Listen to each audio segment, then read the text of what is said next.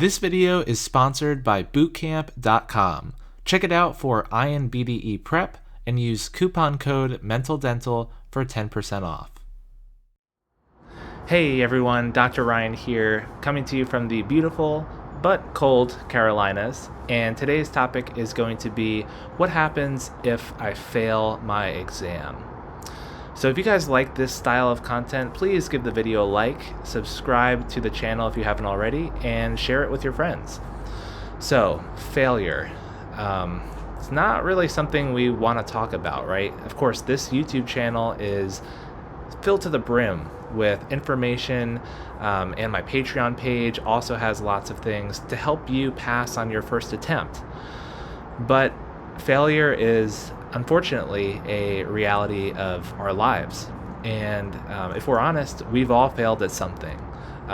It could be something as inconsequential as a level in a video game. We're playing through this level and then we fall off, our character loses a life, and we failed. Or it could be something a lot more meaningful, like a relationship that you thought was something and it turned out it was something else entirely, and that relationship failed. And with all failures, we have really two big responses that we can make.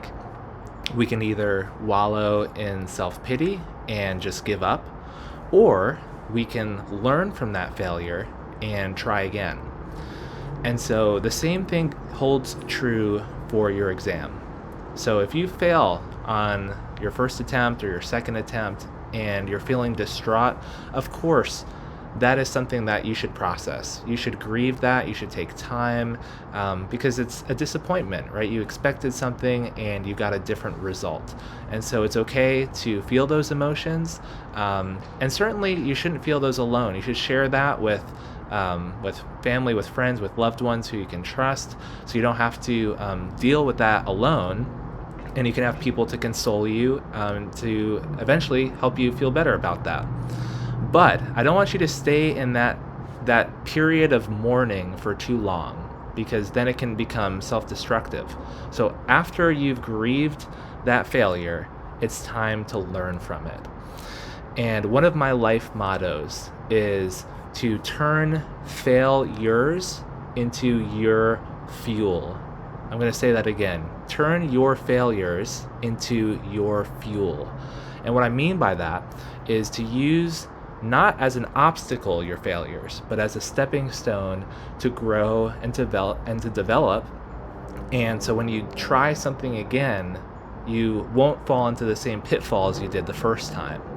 This goes true for our examples from before, right? If you're playing a video game and your character keeps losing a life at the same part, you can wallow in self-pity, say, oh, I stink at video games, I give up, throw the video game in the trash, throw your controller at the screen, right? Or you can say, oh, wait a minute, I keep failing at the same part, let's look up a strategy guide, let's practice, let's ask my friends who've already passed this level and figure out what works for them, and then implement that into my own strategy, and then eventually when I do beat that level, it's going to feel awesome, right? Same thing for a relationship. If I keep falling into the same pitfalls, I keep ignoring the same red flags, right? Take a note of that, write that down, process that, and so hopefully in the future you don't fall into those same traps. Now for our exam example, what happens if we fail and we have some certain areas where we continue to fall short in?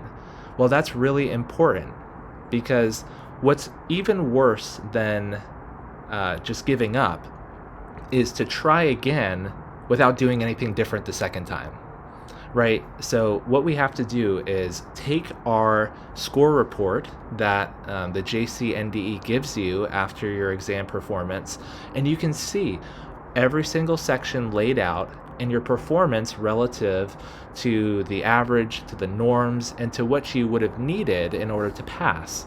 And so what I always recommend is you print that out, you circle the areas that you didn't perform as well in, the lowest areas, those weak spots, and then when you go to study for the second time, After that grieving process, remember, you're doing your research, you're asking for help, you're getting those strategies figured out so that you can fill in those knowledge gaps. You can add new resources, new videos, new practice questions that you didn't use the first time to fill in those weak spots. So many times I hear, Dr. Ryan, I just found out about your channel a few weeks ago. I was only able to watch half of the videos or so. I didn't watch the other half. I failed the exam. I feel, that I'm so disappointed. And my first response is, I'm so sorry that happened. It's okay to feel disappointed for a time, not forever, for a little bit of time. And then, well, what happened? You didn't watch all the videos. So go back and fill in those knowledge gaps. And then, other people say, well, I didn't have time to, really take notes on them and make flashcards. Well, then next time you're going to take notes and you're going to make flashcards and you're going to draw things out, use all different colors, take your time, right? The last video we talked about when to schedule the exam. Same thing holds true here. Give yourself the maximum amount of time possible so that you can implement all those strategies, so that you can study thoroughly, you can take your notes, you can make your flashcards. And so you're giving yourself the best chance of success the second time, because you're learning from the things that didn't go well the first time. So instead of wallowing in self-pity, instead of giving up on yourself and giving up on your dreams, you're going to take that failure, you're going to learn from it, and you're going to crush the exam the next time.